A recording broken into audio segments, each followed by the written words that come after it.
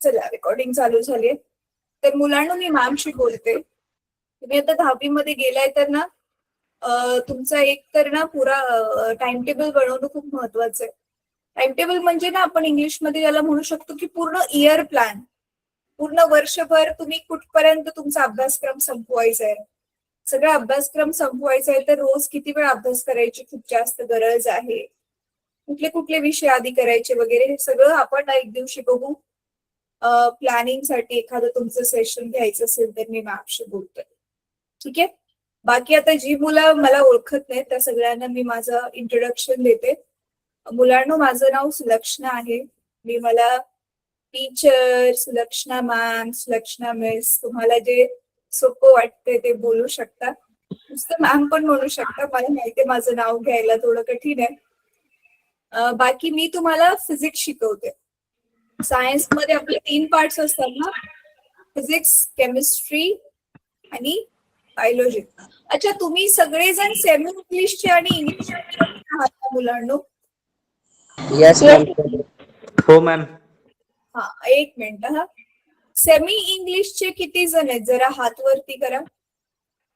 Semi इंग्लिशचे किती जण आहेत? मग ऑब्व्हियसली उरलेले इंग्लिश मीडियमचे असतील.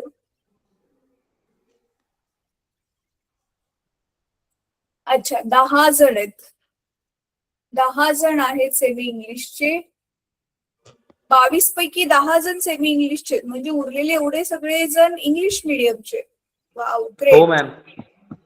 नाईस नाईस, छान, चांगली गोष्ट. आता तुम्ही हात खाली करू शकता मुलांना. हा, तर मग मी सांगत होते की फिजिक्स, केमिस्ट्री, बायोलॉजी 3 गोष्टी असतात. केमिस्ट्रीमध्ये तुम्हाला माहिती आहे तुम्ही वेगवेगळ्या केमिकल्सची स्टडी करता. आपला ऍटम असतो, त्याचं आतून जे स्ट्रक्चर वगैरे असतं, किती किती एलिमेंट्स आहेत, कोणकोणते एलिमेंट्स आहेत, ह्या सगळ्याचा स्टडी तुम्ही केमिस्ट्रीमध्ये करता. ठीक आहे. मोस्टली केमिस्ट्रीमध्ये तुम्ही नॉन लिव्हिंग थिंग्स म्हणजे ज्या जिवंत नाहीयेत वस्तूंचा, पण त्या मायक्रो लेवलवर आहेत, त्या दिसत नाहीत, अशांचा अभ्यास तुम्ही केमिस्ट्रीमध्ये करता. फिजिक्स मध्ये नॉन लिव्हिंग थिंग्सचाच अभ्यास करतो आपण, पण ज्या दिसतात खास करून. काय काय टॉपिक्स फिजिक्स, केमिस्ट्रीमध्ये कॉमन असतात. आणि बायोलॉजी मध्ये तुम्हाला माहितीये तुम्ही सगळ्या लिव्हिंग थिंग्सचा अभ्यास करता, सगळे प्लांट्स, अॅनिमल्स, वेगवेगळे ऑर्गॅनिझम्स. ठीक आहे. तर फिजिक्सचा पार्ट मी घेणार आहे मुलांना. आता चालू करायच्या आधी तुम्हाला अजून एक महत्वाची गोष्ट मी सांगायची आहे. फिजिक्स मध्ये की मुलांनो, खूप फिजिक्स म्हणजे काय, तर ते खूप सोपी गोष्ट आहे. तुम्हाला मी ते सांगण्याआधी I want to ask you की आपण ना मुलांनो मला एक सांगा, सपोज मी मधून मधून काही शब्द इंग्लिश मध्ये बोलले, कारण आता तुम्ही ऑलरेडी 10वी मध्ये गेलाय आणि 11वीला गेल्यावर तुमच्यापैकी ज्या मुलांना सायन्स घ्यायचंय सगळंच्या सगळं इंग्लिश मध्येच असेल.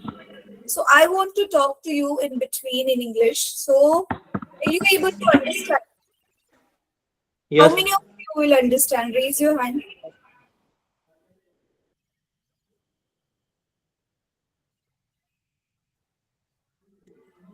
If I will talk in English in between, will you be able to understand? तुम्हाला ते Yes, कळेल ma'am. इंग्लिश मध्ये बोलले तर. We will able to understand the English language. Okay, great. ठीक आहे मुलांना, हात खाली घ्या. मी इंग्लिश मध्ये मधून मधून बोलेल. एखाद वेळी जर तुम्हाला नाही समजलं तर बिंदास अनम्यूट करून विचारा की मॅम मला हे नाही समजलं, मराठीमध्ये सांगा. ठीक आहे. But Okay, ma'am. in between we will talk in English so that you are familiar with the language, you are familiar with the terminology. Terminology means आपण जे इंग्लिश मधले शब्द जे शिकतोय आपल्या फिजिक्स मधले. ठीक आहे. बघा, फिजिक्सची भाषा ती वेगळी असते आणि नॉर्मल आपण इंग्लिश बोलतो ती थोडी वेगळी असते, कारण फिजिक्स मध्ये सगळे आपले सायंटिफिक टर्म्स आहेत ना. आपल्या दैनंदिन जीवनात आपण सायंटिफिक टर्म्स नाही वापरत. सुजल बेटा तुझा माईक बंद कर. तुझ्या Okay, ma'am. बॅकग्राऊंड, हा, माय बॅकग्राऊंड मधून तुझ्या खूप आवाज येतोय ना. अच्छा ओमकार, तू कॅमेरा ऑफ कर बेटा. तुझ्या एकटाचाच कॅमेरा ऑन आहे तर तो डिस्टर्ब करेल मग सगळ्यांना. चला, तर आपण हा, सो मला हा विचारायचा होता प्रश्न की I am asking in English. We are using various forms of energy given by us, given by nature to us, like this light energy, electric energy, right? So there are few more types of energy, few more forms of energy. Tell me few names from your end. What are the different forms of energy that we are using? Tell me. You can raise hand if you know the answer. I will call out your name. Yeah, raise your hand if you want to answer. I will call out your name, then unmute. Okay. Jayeshwar has typed kinetic energy. Very good. Sujal? Yes, ma'am. Kinetic energy, potential energy, again thermal energy, again etc. Like chemical energy, electrical energy. Good, good, good. Wait. Let others also answer. Shivam? Ma'am, thermal energy, chemical energy, gravitational energy, sound energy. Okay. Aditi? Yes, ma'am. Mechanical energy, electrical energy, heat energy, light energy, sound energy, wind energy, and muscular energy. Okay. Lavanya? Magnetic energy, solar energy, wind energy, sound energy. Okay, fine. ठीक है. There are children, there are total 12 kinds. There are total 12. Nuclear energy, etc. There are total 12 forms of energy. Your first homework is just write down the name 1, 2, 3, 4 till 12 and click the photograph and put it in your WhatsApp group. I will check over there. Okay. So this is the first question for homework. I want to see how many of you will be able to write. We had discussed these 12 forms, I think, in 8th standard, if you remember. 8 मध्ये आपण discuss केलेलं मुलांनो हे, जर तुम्हाला आठवत असेल तर. केलेलं डिस्कस. हा, तर मी हे का डिस्कस केलं? कारण फिजिक्स मध्ये आपण ह्याच सगळ्या वेगवेगळ्या फॉर्म्सची स्टडी करतो. तुमचं गेल्या वर्षीचा 9वीचा सिलेबस आठवा.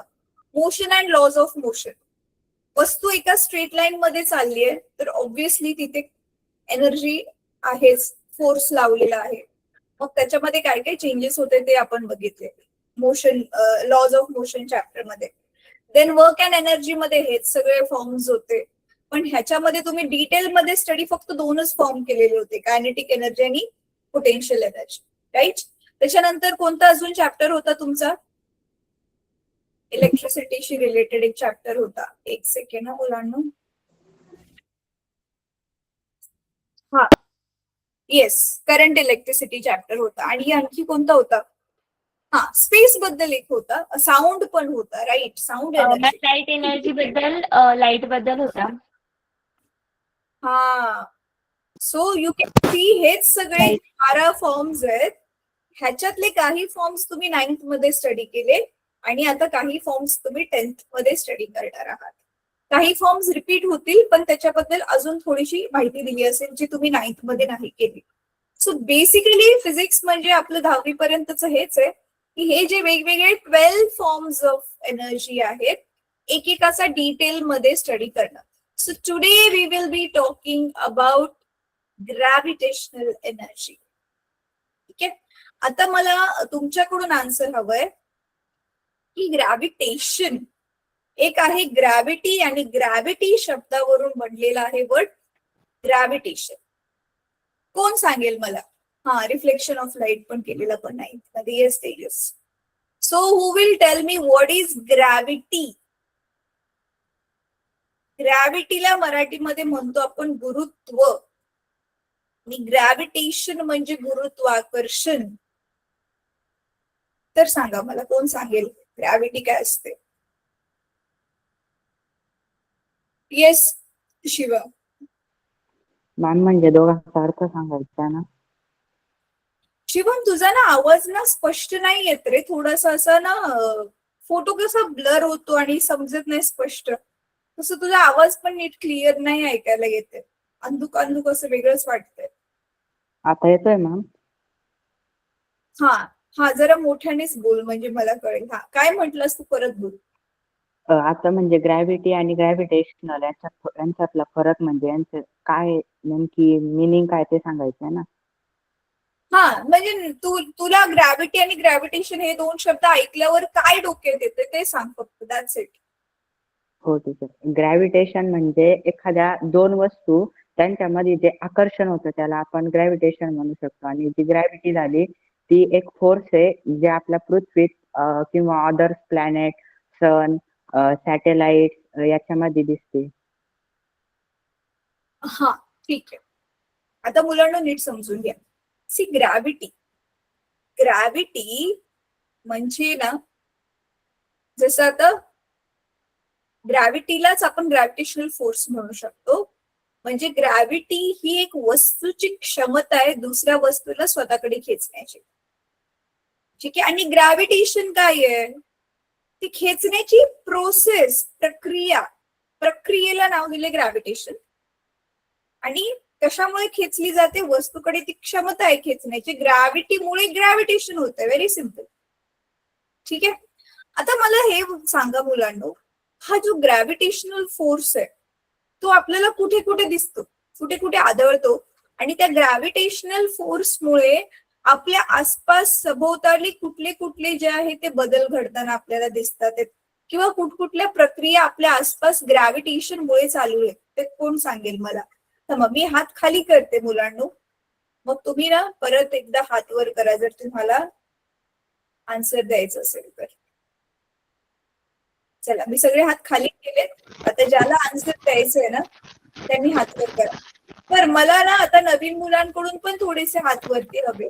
उत्तर चुकलं तरी चालेल मुलांनो. फर्स्ट ऑफ ऑल, आपण ऑनलाईन आहे तर मी काय तुम्हाला मारू तर शकतच नाही. ऑफलाईन असतं तरी नसतं मारलं, पण ऑनलाईन मी तुम्हाला ओरडू शकते, मी तुम्हाला ओरडणार पण नाहीये. सो एकदम बिंदास्त होऊन क्लास एन्जॉय करा, माझ्याशी बोला. ऑनलाईन मध्ये जर तुम्ही टीचरशी इंटरॅक्ट नाही केलं तर तुम्हाला खूप बोर होईल आणि मग तुम्ही झोपून पण जाल, असं होतं. येस लावण्य, सांग बेटा. Yes ma'am. ग्रॅव्हिटेशनल फोर्स म्हणजे नेमकं काय की ज्या वस्तूंना मास आहे त्यांच्यामध्ये जे अट्रॅक्शन फोर्स असतो त्यालाच ग्रॅव्हिटेशनल फोर्स म्हणतात. तर त्याच्यामध्ये एक्झाम्पल येतं जे आपली अर्थच एक मोठं एक्झाम्पल आहे. तर अर्थ आणि मून यांच्यामध्ये जो ग्रॅव्हिटेशनल फोर्स आहे ते एक एक्झाम्पल येतं. त्यानंतर जे प्लॅनेट्स असतात ते एक म्हणजे एकमेकांकडे अट्रॅक्ट होतात, तर हे पण त्याचा एक्झाम्पल आहे. म्हणजे ऑल ओव्हर ग्रॅव्हिटेशनल फोर्स असतो. Yes, very good. मुलांना तुम्हाला आधी असं वाटत असेल की फक्त अर्थकडेच ग्रॅव्हिटेशन आहे. मला पण आधी असं लहान असताना वाटायचं की फक्त अर्थकडेच ग्रॅव्हिटेशन आहे, कुठली पण अर्थ वस्तूला स्वतःकडे खेचून घेते. नंतर हळूहळू मग समजायला लागलं की ग्रॅव्हिटेशनल फोर्स कोणाकोणाकडे असतो. हे एका लाईन मध्ये सांगायचं झाल्यावर मुलांना कसं सांगणार तुम्ही? कोणाकडे ग्रॅव्हिटेशनल फोर्स असतो कोण सांगेल बर? बघूया कोण स्मार्ट आहे क्लासमध्ये.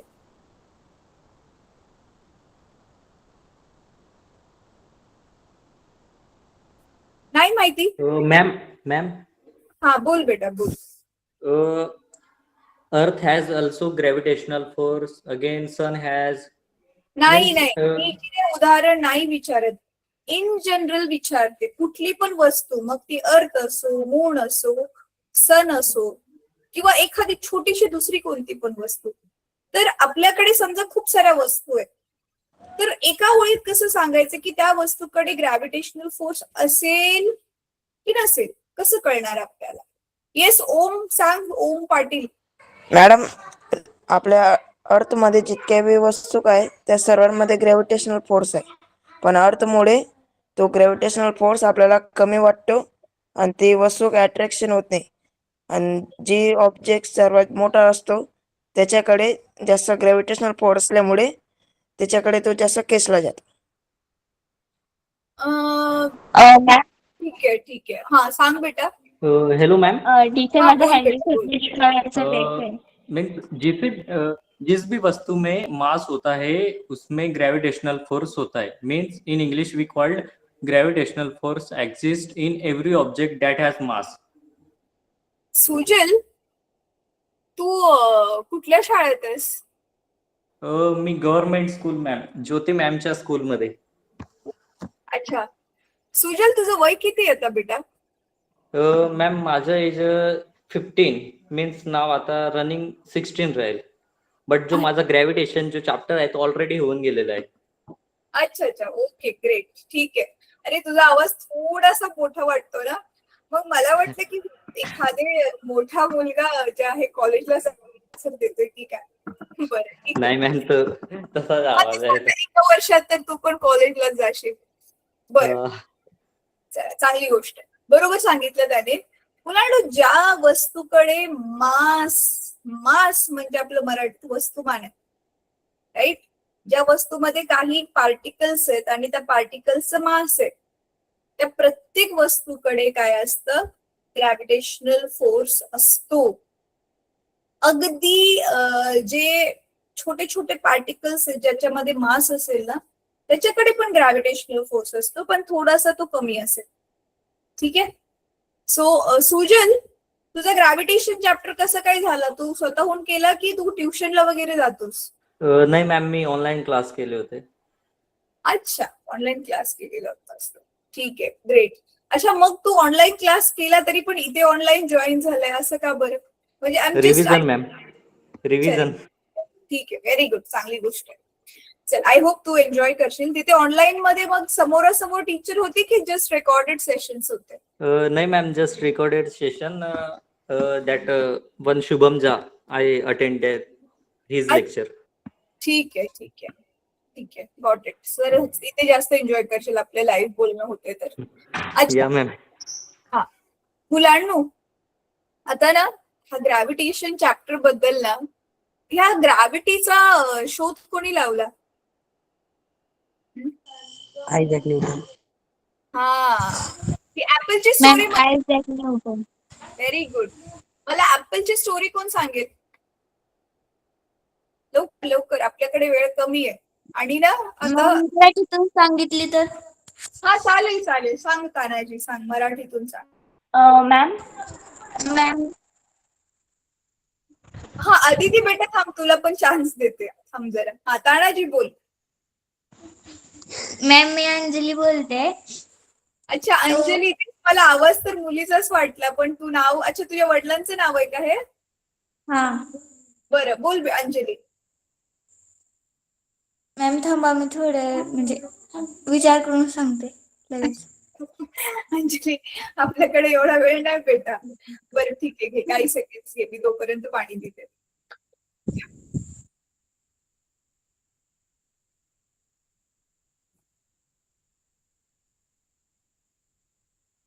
Anjali, time up. हा, अदिती सांग.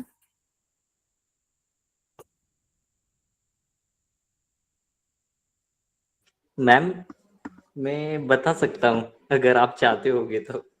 नाही, थोडा सुजल, बहुत जाते हैं. बाकीच्यांना पण तर चान्स मिळू दे. हा, अदिती बोल बेटा. Yes ma'am. त्यांच्या म्हणजे ते बसले असते, त्यांच्या डोक्यावर एक ऍपल पडलं. तर ते त्या ऍपलकडे बघून विचार करतात की हे ऍपल खालीच का पडलं, किंवा म्हणजे ते झाडाखाली बसलेले होते. मग ते म्हणजे सेंटरच का पडलं, इकडे तिकडे का नाही जाऊ शकलं. तर याचा त्यांनी विचार केला आणि यावर संशोधन करून म्हणजे ग्रॅव्हिटीचा शोध आधी लागलेला होता, पण त्यांनी जगासमोर ग्रॅव्हिटीचा म्हणजे ग्रॅव्हिटी आहे हे जगासमोर आणलं होतं. येस. मुलांनो, तुम्हाला माहितीये का हे गुरुत्वाकर्षण बलाबद्दल सगळ्यात आधी आपल्या भारतामध्ये सांगून ठेवलेलं होतं. आता कोणी सांगून ठेवलेलं, कुठल्या बुक्स मध्ये लिहिलेलं आणि त्याला नाव काय दिलेलं, ह्याचं थोडं तुम्ही रिसर्च करा. ठीक आहे. खेळ. सो न्यूटन ऍपलच्या झाडाखाली बसलेला, डोक्यामध्ये ऍपल पडलं. मग सायंटिस्ट लोकांमध्ये आणि साधारण माणसामध्ये फरक काय असतो? ज्यांचं सायंटिफिक माइंड असतं ना, ते प्रश्न विचारतात खूप, का असं का झालं. एखादं दुसरं कोण असेल तर वा वा वा, छान, चला ऍपल पडले, मस्तपैकी फ्री मध्ये पुसून खाऊयात त्याला, है ना. हा बेटा, ती अर्थची ग्रॅव्हिटी 9.8 नाहीये रे तेजस, ते ऍक्सेलरेशन ड्यू टू ग्रॅव्हिटी आहे. ते नंतर मी एक्सप्लेन करेन तुला. ठीक आहे. हा, म्हणजे नुसतं ग्रॅव्हिटी नाही म्हणू शकत त्याला, ऍक्सेलरेशन ड्यू टू ग्रॅव्हिटी म्हणतात त्याला. तर चला, मग आता ह्या न्यूटनने काय केलं, खूप सारी स्टडी केली, मग खूप सारे प्रयोग करून बघितले. अच्छा, मग ठीक आहे, ग्रॅव्हिटेशनल फोर्स असतो, मग तो फोर्स कसा मोजायचा याच्याबद्दल मग त्यांनी दिला पहिला नियम. आता आपण हा न्यूटनचा एक मिनिट तुम्हाला जरा स्क्रीनवर पण काहीतरी दाखवते. हा, नाही तर तुम्ही झोपूनच जाल मग.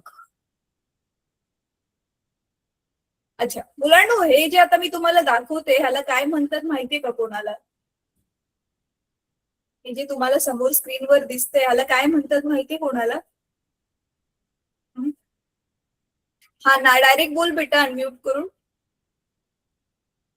मला म्हणतात पॉवर पॉइंट प्रेझेंटेशन, म्हणजे चित्रांच्या माध्यमात. पीपीटी. हा, पेजेस, आपण कसं वहीवरती पेजेस वरती ड्रॉइंग बनवली, एक ड्रॉइंग दुसरी ड्रॉइंग, मग त्याच्या बरोबर थोडं एक्सप्लेनेशन केले, त्याला इंग्लिश मध्ये जे आहे ते आपण पॉवर पॉइंट प्रेझेंटेशन म्हणजे पीपीटी म्हणतो. ठीक आहे. तर हे ग्रॅव्हिटेशन बद्दल बघा आहे. तर an introduction to the fundamental force of gravity that governs the motion of celestial bodies and objects on the earth. Celestial bodies म्हणजे आपल्या स्पेस मधल्या, अंतरिक्षामधल्या ज्या वस्तू आहेत त्याच्यावरती जो फोर्स काम करतोय त्याच्याबद्दल आपण ह्या धड्यामध्ये शिकणार आहोत.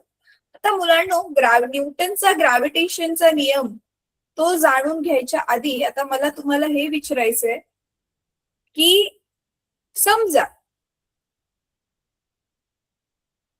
आपला जो हा ग्रॅव्हिटेशनल फोर्स नसताच तर काय झालं असतं?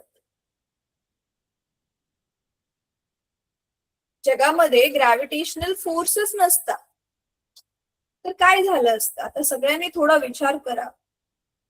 हा तेजस बोल बेटा. मॅम, काही पण वस्तू अशा हवेत उडल्या असतात, जसं की एखादी वस्तू आहे दगड आणि ते अशा हवेत उडली असते. आपण मानव सुद्धा, आता आपण चंद्रावर गेलो का, ग्रॅव्हिटी आहे चंद्रावर, पण काही कमी प्रमाणात आहे. आपण कसं कुद्या मारतो, हवेत उडतो, तसं झालं असतं. अरे मग मजा आली असती की नाही तेजस? मजाच आली असती ना मग. तर प्रॉब्लेम काय आहे? हा, कृष्णा सांग बेटा. कृष्णा म्हणून कोणी आहे, त्याने हात वर केलाय, सांग.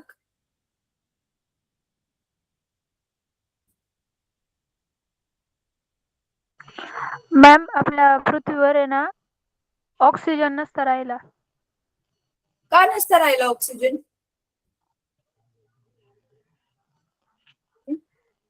हॅलो मॅम, हा बेटा. मी माझा प्रश्नाला रिस्पॉन्स देऊ का? बोल ना, बोल, डायरेक्ट बोल.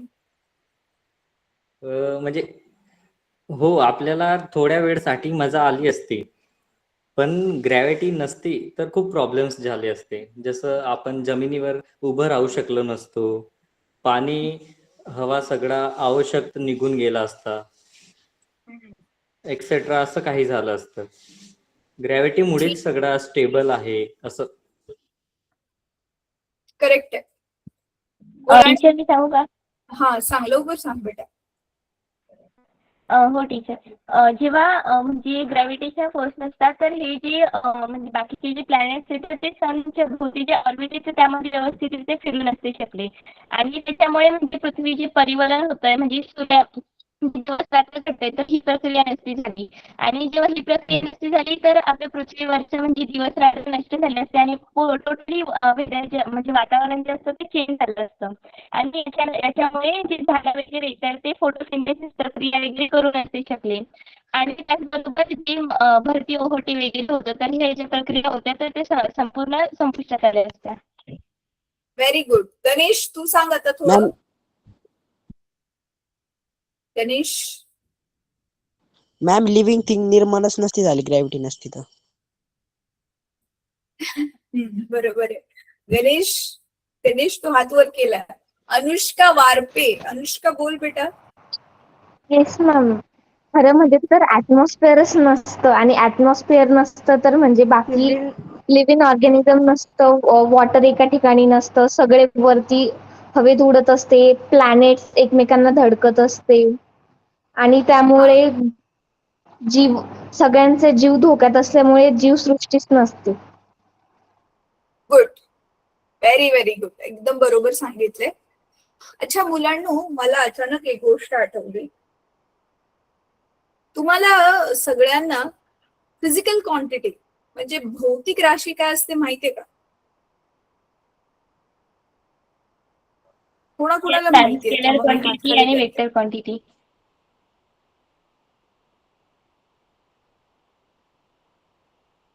हा, ठीक आहे, व्हेरी गुड.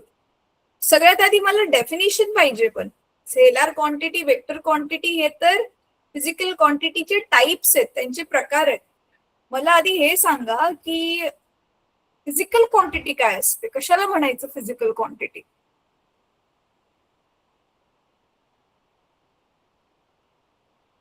कोण सांगेल?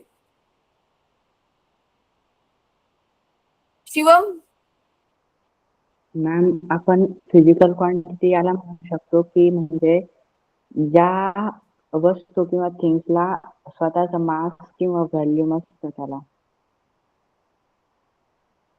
मास किंवा व्हॉल्यूम असते त्याला तर मग आपण सॉलिड म्हणतो, लिक्विड म्हणतो, गॅसेस म्हणतो. Physical quantity, I am not talking about physical things.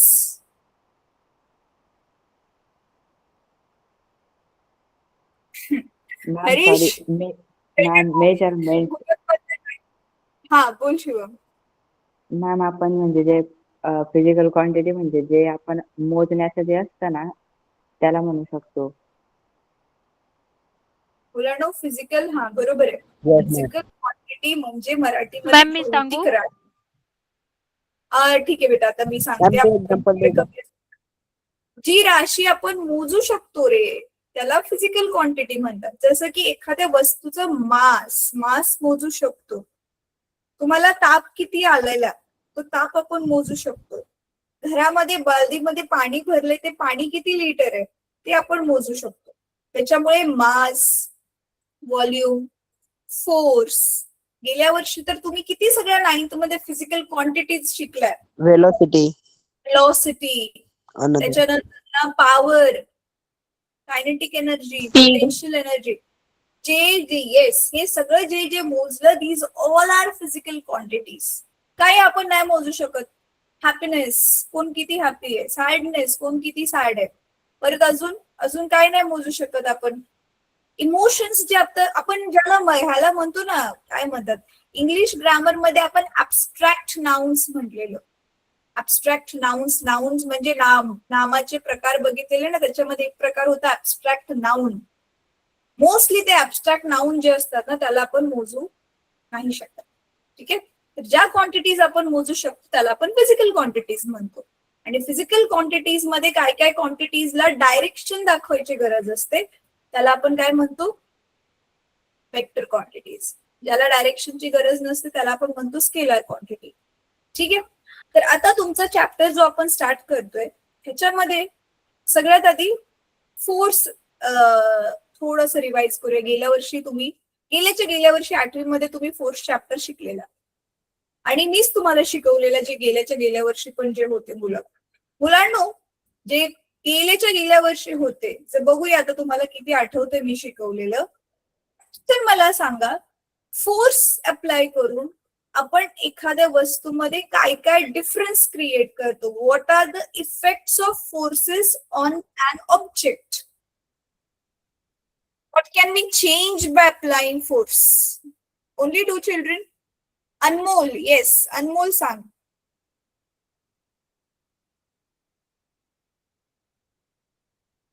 Anmol, hand raise केलाय बेटा तू. झालं, हँड डाऊन पण केला. लावण्य सांग. मॅम, एखाद्या म्हणजे फोर्स लावून एखाद्या गोष्टीला आपण हलवू शकतो, म्हणजे मुवमेंट करू शकतो त्या गोष्टीची. त्यानंतर त्या गोष्टीची स्पीड चेंज करू शकतो, वाढवू शकतो किंवा कमी करू शकतो.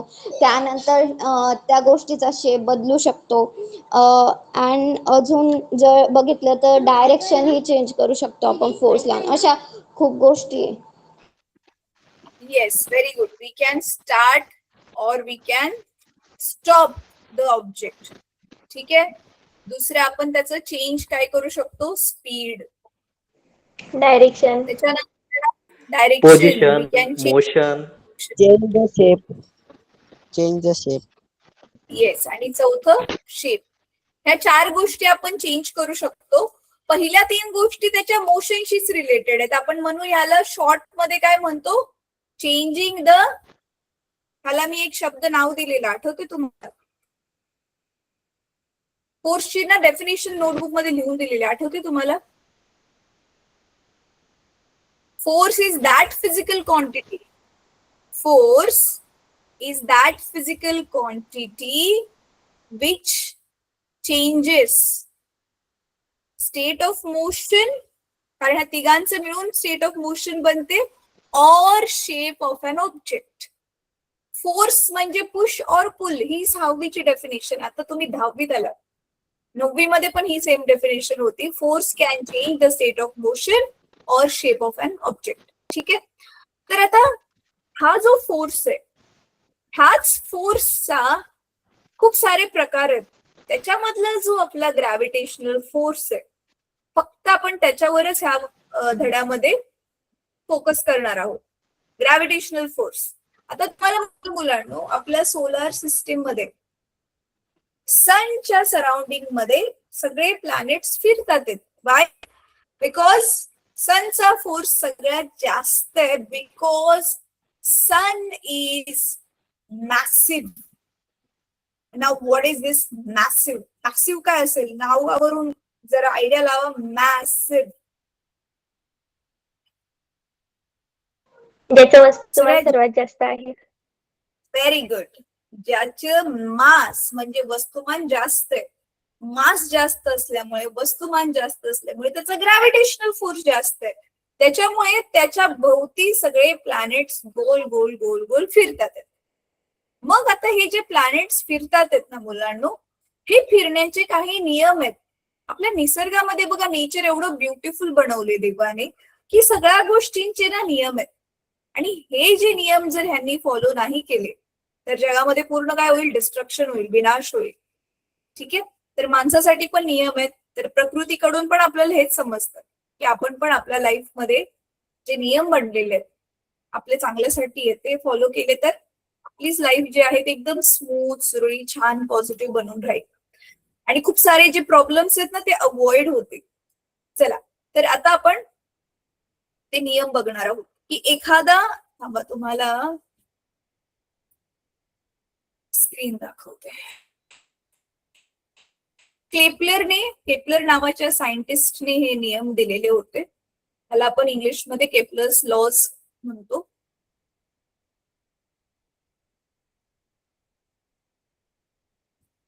अच्छा मुलांनो, हे सर्क्युलर मोशन आणि सेंट्रिपिटल फोर्स हे केपलर्सचे लॉज झाल्यावरती मी थोडंसं घेते. हे तुम्हाला ऑलरेडी माहिती आहे. सर्क्युलर मोशन तुम्हाला मोशन चॅप्टर मध्येच गेल्या वर्षी होतं, पण ठीक आहे, थोडंसं रिव्हिजन करून देते. आणि सेंट्रिपिटल फोर्स काय असतो? जो फोर्स आपण त्याला लावतोय गोल गोल गोल गोल वस्तूला फिरवून ठेवण्यासाठी, आपण जो फोर्स अप्लाय करतोय त्याला सेंट्रिपिटल फोर्स असं म्हणतो. ठीक आहे. आता हे केपलर्सचे लॉज जे आहेत ना ते आपण 1 बाय 1 बघूया. ठीक आहे. चला, त्याच्या आधी आपण बघूया सर्क्युलर मोशन आणि सेंट्रिपिटल फोर्स काय असतो. आता ह्याला सिंपल मुलांनो एक एक्झाम्पल घ्या. हे करून बघू शकता तुम्ही. हे तुम्ही ऑलरेडी केलं पण असेल. आपल्या गावामध्ये आता पण म्हणजे शेतामध्ये शेतकरी काय करतो? पक्ष्यांना पळवून लावायसाठी तो काय करतो रे? खूप पक्षी येतात, पीक निघायला पक्षी येतात आणि दाणे खातात. हा हा, काय म्हणतात त्याला? गोफन. हा, गोफन. ते बघितलं असेल मुलांना तुम्ही ना, ते असं त्याला दगड ठेवण्यासाठी बनवलेलं असतं. खाली ते जागा असते आणि मग ती रश्शी असते, त्याला गोल गोल गोल गोल फिरून ते दगड असं लांब फेकतात आणि मग काय होतं ते पक्षी उडून जातात त्याच्यामुळे गोफण. तर गोफणच पाहिजे असं काय नाही, तुम्ही स्वतः पण काय करू शकता, आपला साधा धागा घ्या, थोडासा जाडवाला धागा घ्या. वाकळ शिवतात ना गावाला, वाकळ माहिती ना तुम्हाला सगळ्यांना? नाही मॅम. अरे वाकळ खूप सारे आपले जुने पाने कपडे एकावर एक ठेवून शिवतात ना. हो मॅम. गोधडी पण म्हणतात त्याला, गोधडी माहिती असेल, हो, हो, वाकळ हो. नाही माहिती तुम्हाला. येस मॅम, माहिती आहे. हो. तर मग तो जो धागा आहे ना तो घ्यायचा, त्याला एका बाजूला दगड बांधायचा आणि दुसरी बाजू हातात पकडून त्याला गोल गोल गोल गोल गोल गोल फिरवायचं. आता बघा तो आपण हाताने फिरवत नाही बसलो तर तो थोड्या वेळानंतर काय होतो, काही सेकंड नंतर लगेच तो दगड फिरायचं थांबतो. म्हणजे त्याला गोल गोल फिरवत ठेवण्यासाठी आपण काय केलं, तो गोल फिरतोय पण त्याला बल कुठून दिलं जातंय, त्याच्या केंद्रामधून दिलं जातंय जिथे आपण पकडलंय त्याला. बरोबर आहे.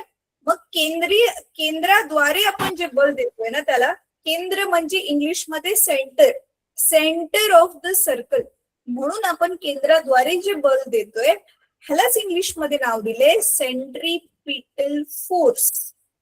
काय नाव दिलेलं आहे? Centrifugal force. Centripetal force. ही जी नावं आहेत ती लक्षात ठेवायची. Yes ma'am. Centripetal force. आता माझा व्हाईट बोर्ड दिसतोय तुम्हाला? Yes ma'am. हा Yes, ठीक आहे. ma'am. आता हे ना तुम्ही जे स्क्रीनवर दिसतंय पेंट, तुम्ही हे शाळेमध्ये वगैरे वापरलं असेल ड्रॉइंग काढायला, पण मी तर हे शिकवायला वापरते. बघा आता काय केलेलं आहे आपण, आता हे नीट समजून घेऊया.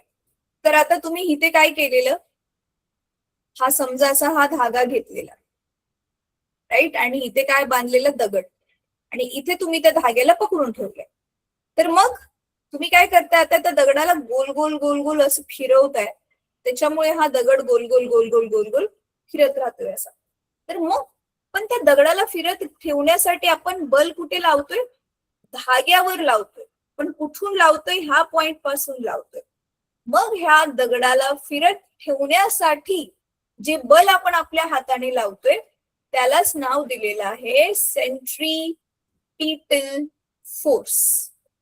म्हणजे आपण त्याला मराठीत काय म्हणतो, केंद्रकीय बल, केंद्रकीय किंवा केंद्रकीय बल असं काहीतरी नाव आहे मराठी मीडियमच्या पुस्तकामध्ये.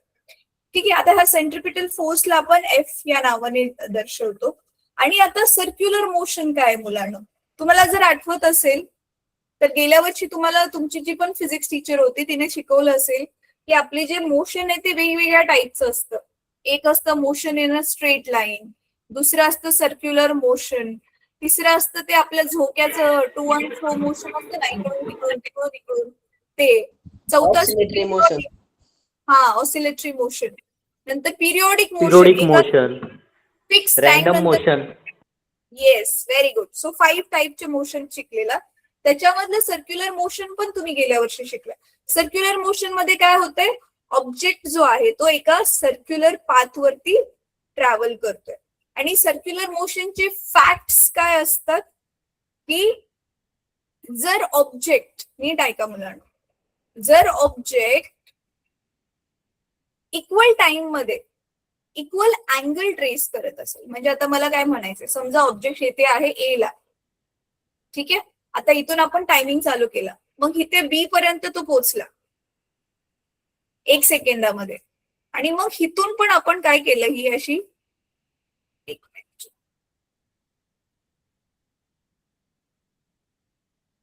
लाईन काढली, ठीक आहे. परत सी ला गेला इथे कुठेतरी, परत ही अशी लाईन काढली, परत डी ला गेला, की आपण अशी इथे लाईन काढली.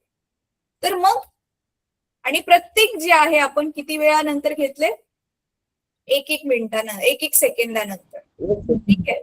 हा, तर 1-1 सेकंदानंतर आपण अँगल किती ट्रेस केलाय तो मोजतोय, ठीक आहे. रेडियसने किती अँगल ट्रेस केला, तर रेडियस म्हणजे त्रिज्या. तर ए पासून बी पर्यंत ही ते जो रेडियस होती ती ते शिफ्ट झाला तर तो पार्टिकल, समजा हा अँगल आहे 20 डिग्री, हा पण मोजला आपण, हा पण 20 डिग्री आहे, हा पण 20 डिग्री आहे. म्हणजे इक्वल टाइम मध्ये इक्वल अँगल ट्रेस झालाय, राईट? Yes ma'am. येस अशा टाईपच्या मोशनला आपण काय म्हणतो? Uniform circular motion. Short form is UCM, uniform circular motion. आता हे जे युनिफॉर्म सर्क्युलर मोशन आहे मुलांना, ह्या युनिफॉर्म सर्क्युलर मोशन मध्ये एक गोष्ट आहे ती थोडीशी विचित्र आहे, की हे युनिफॉर्म पण आहे आणि शिवाय हे ऍक्सेलरेटेड पण आहे. दोन्ही आहे. Uniform circular motion is also called as accelerated motion. म्हणजे ह्याची गती त्वरणित पण आहे. आता ऍक्सेलरेशन म्हणजे काय, गेल्या वर्षी तुम्ही शिकलाय की वेलॉसिटी वेळेनुसार चेंज होते, राईट? पण इथे तर मग कॉन्स्टंट काय? इथे मुलांनो हा जो अँगल तो ट्रेस करतोय ना, इथे स्पीड सेम आहे, स्पीड कॉन्स्टंट आहे, पण वेलॉसिटी कॉन्स्टंट नाहीये. स्पीड आणि वेलॉसिटी मध्ये काय फरक आहे हे तुम्ही गेल्या वर्षी शिकलाय ऑलरेडी. का बरं वेलॉसिटी? कारण वेलॉसिटी मध्ये स्पीडला ज्यावेळी आपण दिशा देतो वेलॉसिटी बनते. तर इथे बघा, समजा हा जो दगड आता त्या धाग्याला अटॅच होऊन फिरतोय ना, इथे आल्यावर समजा तो फिरून दगड धागा समजा इथून तुटला, तर म्हणजे आता त्याला पकडून ठेवणारा सेंट्रिपिटल फोर्स त्या ह्याला मिळणार नाही दगडाला. मग तो जो दगड आहे असा स्ट्रेट लाईन मध्ये निघून जातो. इथे असता तर इथून स्ट्रेट लाईन मध्ये. तर तुम्ही बघू शकता की जी डायरेक्शन आहे वेलॉसिटीचं ते सारखं चेंज होते. त्याच्यामुळे वेलॉसिटी चेंज होते म्हणजेच ऍक्सेलरेशन आहे, right? What is definition of acceleration? Last year you studied. It is change in velocity upon time. बरोबर? वेळेनुसार वेलॉसिटी किती बदलते. म्हणून युनिफॉर्म सर्क्युलर मोशन हे ऍक्सेलरेटेड मोशन. ठीक आहे. आता ह्याच्यावर आधारित एक प्रश्न विचारते मुलांना. समजा आता इथे सेंटरला सन आहे, इथे सेंटरला सन आहे आणि असे खूप साऱ्या सर्कल मध्ये अवतीभोवती प्लॅनेट्स फिरतात आहेत. मग आता हे सेंटर मध्ये जो सन आहे त्याचा ग्रॅव्हिटेशनल फोर्स मानून चाला संपला, मग काय होईल? मग प्लॅनेट्स कसे जातील, कुठल्या दिशेने जातील जरा सांगा. मॅम परत सांगा ना एक्झाम्पल. मीन्स मॅम रिपीट कराल का? हा, आता हे बघा, ही डायग्रामच आहे ना तुमच्या समोर. ह्या डायग्राम मध्ये सांगते कसं काय ते. ठीक आहे, जरा ग्रीन कलर वापरते. हा तुमचा आहे सन. ठीक आहे, हा सन आहे आणि समजा हा एक प्लॅनेट आहे, कुठला तरी प्लॅनेट घेऊया आपण मर्क्युरी. आता सनचं ग्रॅव्हिटेशनल फोर्स समजा संपला, ज्याच्यामुळे मर्क्युरी गोल गोल फिरत होता. सनचा ग्रॅव्हिटेशनल फोर्स संपल्यावर आता मर्क्युरी तर सनच्या भोवती गोल गोल फिरणार नाही. मग कुठल्या दिशेत जाईल मर्क्युरी? मॅम सनच्या परपेंडिक्युलर मध्ये स्ट्रेट जाईल. हा, tangent to the circle. Tangent म्हणतो ना आपण त्याला, राईट? Yes ma'am. त्या सर्कलला जे टँजंट आहे, म्हणजे ही जी रेडियस होती इथून आता जो असा 90 डिग्री बनेल, हा जो 90 डिग्री बनेल असा तो टँजंट टू द सर्कल जाईल. म्हणजे असे सगळेच प्लॅनेट मग काय होतील, गोल गोल फिरण्याच्या ऐवजी असे स्ट्रेट लाईन मध्ये जायला लागतील आणि त्यांची आपसामध्ये टक्कर होऊ शकते. आणि म्हणून बघा मुलांनो, तुम्हाला माहितीये, तुम्ही थोडा रिसर्च करा मुलांनो. पहिला होमवर्कला मी क्वेश्चन काय दिलेलं तुम्हाला? Types of energy. हा, आता ना मी पटकन, आपल्याकडे 2च मिनिटं राहिलेत, मी तुम्हाला ना होमवर्कला काही क्वेश्चन्स देते. पटकन ते क्वेश्चन्स जे तुम्ही ना नोट करून घ्या. तर शॉर्ट मध्ये देते क्वेश्चन, तुम्ही स्वतःच्या भाषेत बनवा किंवा क्वेश्चन न बनवता जसं मी देते तसंच टॉपिकचं नाव लिहिलं आणि आन्सर लिहिलं तरी पण मला काही प्रॉब्लेम नाहीये. ठीक आहे. तर सगळ्यात आधी तर तुम्हाला लिहायचंय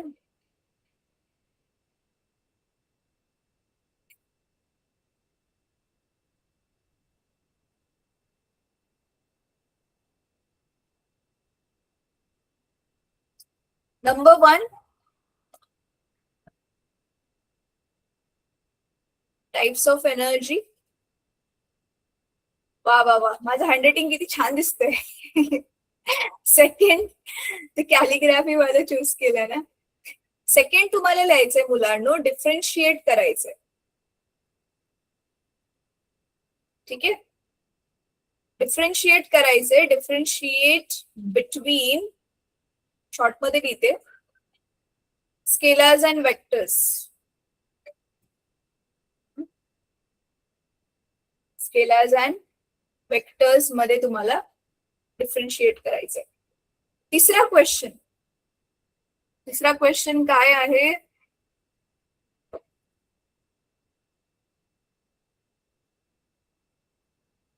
ह्याचा आन्सर लिहा. हे गेल्या वर्षी होतं तुम्हाला. आय जस्ट वॉन्ट की तुम्ही ते रिव्हिजन करा. ह्या वर्षी पण विचारले जाऊ शकतात.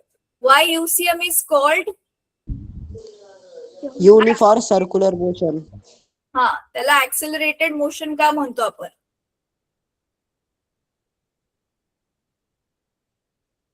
ठीक आहे. आणि Yes, चौथं ma'am. लिहा, what will happen if gravitational force vanishes. ठीक आहे. तर हे 4 क्वेश्चन्सचे आन्सर्स तुम्हाला लिहायचे. अरे पण मी आता ज्या गोष्टीसाठी तुम्हाला मॅम homework लास्ट क्वेश्चनचं सांगा ना. अरे साऊल बघ ना, लिहिलेलंच आहे ना समोर स्क्रीनवर, बघ सगळे क्वेश्चन लिहिले. हॅलो मॅम, हा बेटा, मी ग्रुपला जॉईन नाहीत. ते संगीता मॅमला सांग किंवा आता प्रेरणा मॅम असतील ना त्यांना सांग बेटा. मॅम त्यांच्या माईक ऑफ असेल, म्यूट असतील ते. तू सांग ना, किंवा तुझ्याकडे तू कोणाकडून ऍड झालाय त्यांच्याकडून स्कूल ग्रुप कडून. मग स्कूल ग्रुप मध्ये संगीता. मैम इनको बोलिए चैट बॉक्स में अपना नंबर डालने के लिए, मैं अभी कर देती हूँ. ठीक आहे मॅम, थँक्यू. चला, तर मुलांना आता 8:21 झालेत. तुमचा 8:30ला परत एक क्लास आहे. तर हे 4 क्वेश्चन्स तुमचे होमवर्कला आहेत. अजून एक क्वेश्चन मला आठवत नाही, आता नेक्स्ट टाइम देते. थांबा, ह्याचा स्क्रीनशॉट घ्या पटकन. मी अंडू करते, मग मला आठवेल. घेतला स्क्रीनशॉट ह्याचा मुलांना? तर मीच घेते, मी ग्रुपमध्ये टाकते. काय होता तो?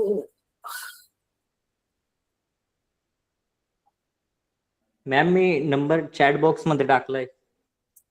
नाही होत आता, याच्यापेक्षा जास्त अंडू. बरं ठीक आहे, चला. चॅट बॉक्स मध्ये टाकलाय. ठीक आहे बेटा, संगीता मॅम बघतो.